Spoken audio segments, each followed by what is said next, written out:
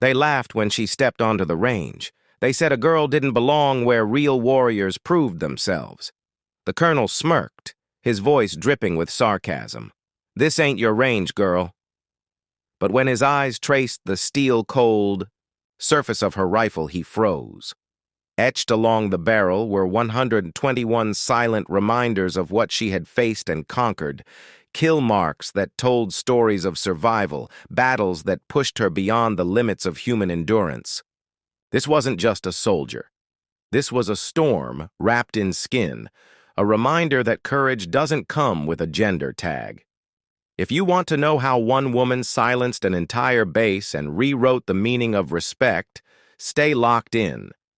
Because this is not just a story, it's a revelation. And before we dive in, hit that subscribe button, because stories like these deserve to be remembered, shared, and carried across every corner of America and the UK where courage still matters. She wasn't born into glory. She was born into doubt. From the very beginning, her life was defined not by encouragement, but by barriers carefully placed in her path. Growing up in a small town, she would often sit on the porch as the older boys boasted about their futures, college, scholarships, football dreams, or military legacies passed down through fathers and grandfathers. But whenever her name entered the conversation, it was followed by smirks. "She's too fragile. She'll break before boot camp." Those words weren't just whispers. They were daggers, each one carving deeper into her resolve. Yet, for every doubt they spoke, she built an answer in silence. At dawn, while others still slept, she was running trails through the woods, timing herself against no one but her own yesterday. At night, while the town lights dimmed, she sat with an old, battered rifle her uncle had left behind, learning the weight of it, memorizing how it felt against her shoulder, how breath aligned with trigger, how patience was more lethal than speed. By the time she turned 18, the decision was made. She would enlist. Her arrival at the training base was nothing short of a spectacle. Rows of recruits lined up, most of them towering over her, muscles hardened, jaws set like stone. She walked in lean but unbroken, her presence unsettling in its calmness. To them, she was an outsider, a story that would end in embarrassment and early discharge. But to her, this was only the next battlefield. The days that followed were brutal. The heat, the mud, the endless drills designed to tear bodies apart. None of it spared her. She collapsed. She bled. She vomited after miles of running under weights meant to crush even the strongest men. But each time she fell, she rose again, and with each rise, something inside her sharpened. The instructors noticed her persistence, though they rarely admitted it. The other recruits noticed too, but instead of respect, it triggered irritation. They mocked her slower pace in the beginning, called her dead weight, ridiculed her attempts to keep up. And when the colonel first laid eyes on her, his laugh echoed like thunder over the parade ground. It wasn't the laugh of amusement. It was the laugh of dismissal, the kind that told everyone within earshot. She doesn't belong here. But she carried a secret that none of them knew. That battered rifle at home wasn't just a relic. It had already spoken in places where survival wasn't guaranteed. She had hunted through blizzards to feed her family when food was scarce. She had stared down predators in the wild and learned that fear was a tool, not a weakness. By the time she set her sights on the military range, she wasn't carrying inexperience. She was carrying a lifetime of preparation etched into muscle and bone. And though the colonel didn't know it yet, the weapon slung across her shoulder wasn't just clean steel. It bore the weight of memories too heavy for words. The day she first stepped onto the range, the atmosphere was thick with judgment. A crowd of recruits gathering like spectators at a show, waiting eagerly to see the experiment fail, while the colonel lingered behind with his arms folded, his smirk curling with certainty that he would watch her crumble. The target stood cold and distant, designed to expose weakness, and in that moment, every pair of eyes weighed down on her like a verdict already written.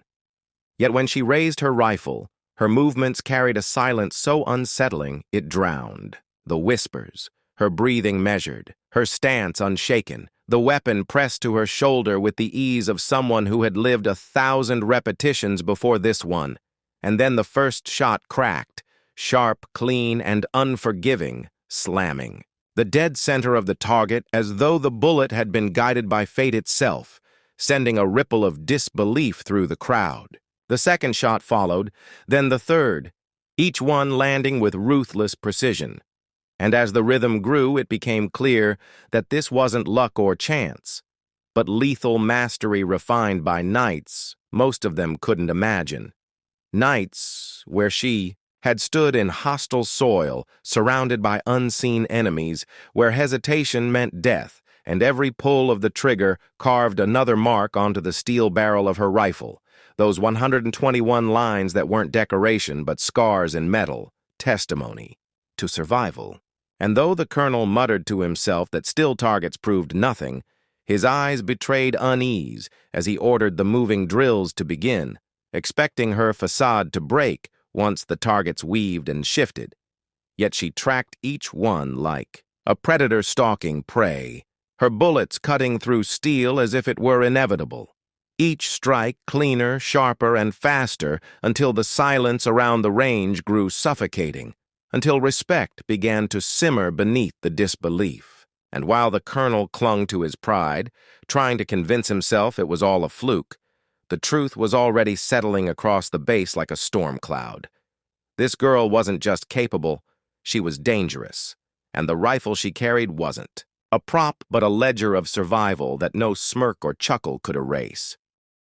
Deployment was the crucible where illusions shattered, and the colonel, once so sure of his judgments, found himself seeing her not as a recruit to mock, but as a force that war itself seemed to have forged, because in the unforgiving jungles, where the air was thick with humidity, and the enemy lurked unseen in every shadow, she moved with an uncanny calm that unsettled even the most hardened veterans, adapting to every threat, anticipating ambushes before they sprung, and reacting with a precision that looked less like training and more like instinct honed through fire.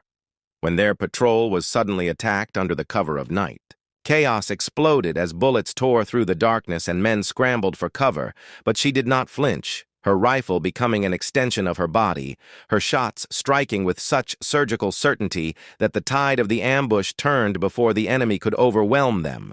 And in the flashes of muzzle fire, the colonel saw her face, steady, unbroken, illuminated not with panic, but with control. The kind of control that came only from living through death enough times to master it. When the smoke cleared and the jungle floor was littered with silent bodies, it was undeniable that she had not only saved the squad, but had pulled the colonel himself back from the edge of his final breath. And though rumors back at the base tried to paint her as merely lucky, the whispers of soldiers who had fought beside her told another story, one of a woman whose ledger of survival was written not in words but in kill marks etched into steel. And the truth began to creep even into the colonel's guarded heart. This was no accident, no fluke. This was lethal skill born of battles no one else had survived. And the moment she volunteered for the suicidal mission into the enemy stronghold, leading from the front with a fearlessness that tore down fortified defenses and dismantled traps with chilling efficiency, even the most cynical men began to realize that the barrel of her rifle was not just marked by numbers but by an unrelenting truth, that survival was her domain, and in the theater of war, she was the storm itself. But her greatest test came not from the enemies waiting in the jungles, but from within her own ranks, where jealousy festered like rot and pride twisted men into traitors, and one soldier, consumed by resentment at her growing reputation, sabotaged the communications during a critical extraction, stranding the unit deep behind hostile lines where every direction meant certain death, panic rippling through the squad as the trap closed in. Yet in the heart of chaos, where even the colonel struggled to muster clarity, it was her voice that rose steady and commanding, cutting through fear like a blade, rallying the scattered soldiers and reshaping desperation into discipline. She orchestrated their movements with the precision of a master tactician, turning terrain into a weapon, setting ambushes within ambushes, striking the enemy with such calculated ferocity that their overwhelming numbers fractured into confusion. And for hours she led them through fire and blood, her rifle never silent, carving new marks into its steel ledger until the air stank of gunpowder and defeat belonged not to her squad, but to the army that had tried to cage them. When reinforcements finally broke through, they found not a shattered team, but survivors standing unbroken, the enemy scattered and broken in her wake. And as the colonel stood before the base in the aftermath, his eyes lingering on the barrel of her weapon now bearing fresh lines of survival, the laughter that once dismissed her as out of place seemed to echo back in his memory like a haunting shame.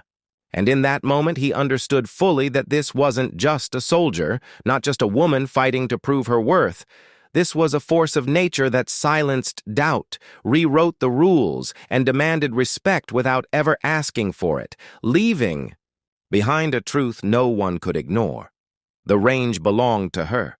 The battlefield bent to her will, and the 121 kill marks on her rifle were not boasts, but reminders that she had faced death more times than any of them and walked away every single time.